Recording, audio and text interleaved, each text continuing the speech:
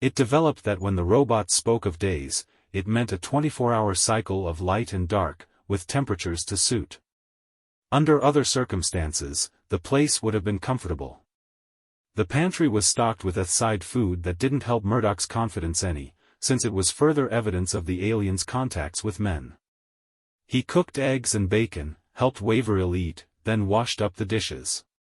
He felt uneasy without his clothes, the more because the weapons in them, through years of habit, were almost part of himself. He thought, I'm getting too jumpy too soon. My nerves have to last a long time yet. While he was putting the dishes to drain, the robot walked into the room and watched him for a moment. Then it said to Waverill, keep your hand on my shoulder and walk behind me. It reached for Waverill's right hand and placed it on its own right shoulder, revealing in the process that its arm was double-jointed. Then it simply walked through the wall. The blind man, without flinching and perhaps without being aware, passed through the seemingly firm substance. When they were gone, Murdoch went quickly to the wall and passed his hands over it. Solid. The voice came from the ceiling, you cannot penetrate the walls except when told to. Any place you can reach in this half of the grounds is open to you. The half where your ship is will remain cut off. You may amuse yourself as you wish so long as you do not willfully damage anything. We have gone to great effort to make this place comfortable for Terrans. Do not impair it for those who may come later. Murdoch smiled inwardly. He'd known the walls would be solid, he'd only wanted to check the aliens' watchfulness. Now he knew that there was more to it than just the robot, and that the voice was standard wherever it came from. Not that the information helped any. He walked back to the middle of the building and went through the door across the lobby. In that half of the building were a library, a gymnasium and what was evidently a solar system museum. There was nothing new to him in the museum. Though there were useful tables and data in the library, he was too tense to study. The gymnasium he'd use later.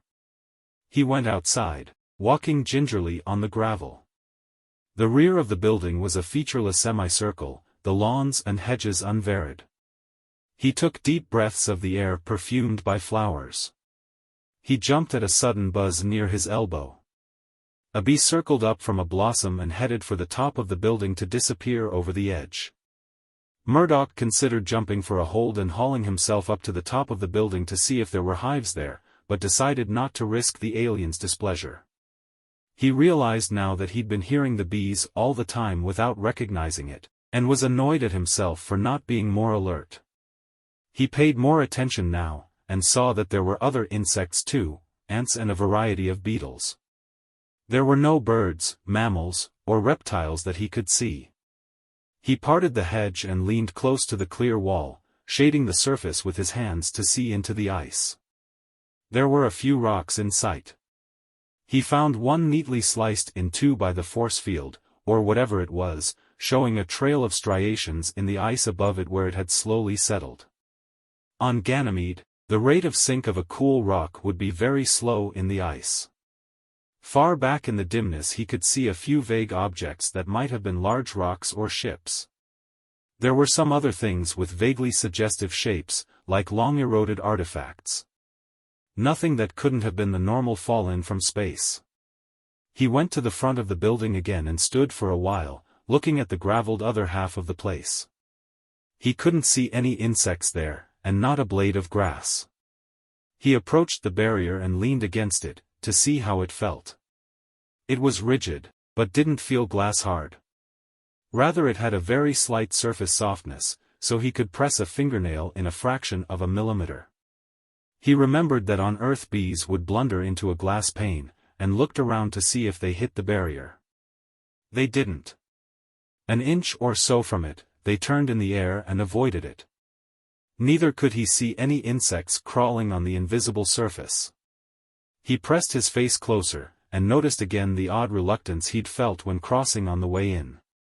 At ground level, a dark line not more than a quarter of an inch thick marked where the barrier split the soil. Gravel heaped up against it on both sides. He looked again toward the ship. If things went according to plan, the ship's proximity alarm would go off sometime within the next 2 days. He didn't think the aliens would let him go to the ship, but he expected the diversion to help him check out something he'd heard about the barrier. He flexed his thumbs, feeling the small lumps implanted in the web of flesh between thumb and finger on each hand. He'd practiced getting the tiny instruments in and out until he could do it without thinking. But now the whole project seemed ridiculously optimistic. He felt annoyed at himself again. It's the aliens, he thought, that are getting my nerves. I've pulled plenty of jobs as intricate as this without fretting this way. He began another circuit around the building, and was at the rear when the voice said, almost at his shoulder, "Murdoch, Waverill wants you." His employer lay on his cot, looking drowsy. He scowled at Murdoch's footsteps. "Where you been?" "I want a drink." Murdoch involuntarily glanced around. "Will they let you have it, sir?" The voice came from the ceiling this time. 1 ounce of 100-proof liquor every 4 hours. "Is there any here?" Murdoch asked. "Tell us where to find it and we will get it from your ship." Murdoch told them where the ship's supply of beverages was stowed, and headed for the front of the building. The robot was already in the lobby. It allowed him to follow outside, but said, "Stand back from the barrier." Murdoch leaned against the building, trying not to show his eagerness. This was an unexpected break. He watched the ground level as the robot passed through the barrier. The dark line in the ground didn't change. The gravel stayed in place on both sides. Neither did the plants to the sides move. Evidently the barrier only opened at one spot to let things through. The robot had no trouble with the hatches, and came out quickly with a bottle in one hand. Murdoch worried again whether it had discovered that the ship's alarm was set. If so, it didn't say anything as it drew near. It handed Murdoch the bottle and disappeared into the building. After a few moments Murdoch followed. He found Waverill asleep, but at his footsteps the older man stirred. "Murdoch? Where's that drink?" "Right away, sir." Murdoch got ice from the alien's pantry, put it in a glass with a little water and poured in about a jigger of rye. He handed it to Waverill, then poured himself a straight shot. Rye wasn't his favorite, but it might ease his nerves a little. Said Waverill, better." Murdoch couldn't see any marks on him. "Did they stick any needles into you, sir?" "I'm not paying you to be nosy." "Of course not, sir. I only wanted to know so I wouldn't touch you in a sore spot." "There are no sore spots," Waverill said. "I want to sleep a couple of hours, so go away. Then I'll want a steak and a baked potato." "Surely, sir."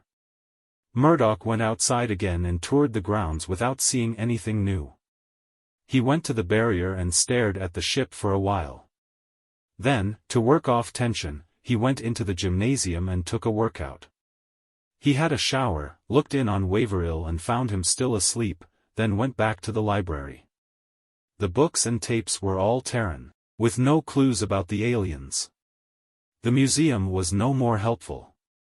It was a relief when he heard Waverill calling. There were steaks in the larder, and potatoes. Waverill grumbled at the wait while Murdoch cooked. The older man still acted a little drowsy, but had a good appetite.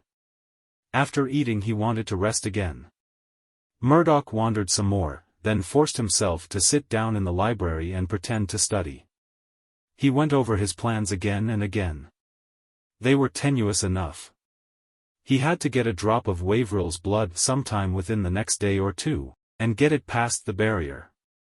Then he had to get it into the ship and, once away from Ganymede, inoculate himself. The problem of Waverill didn't worry him.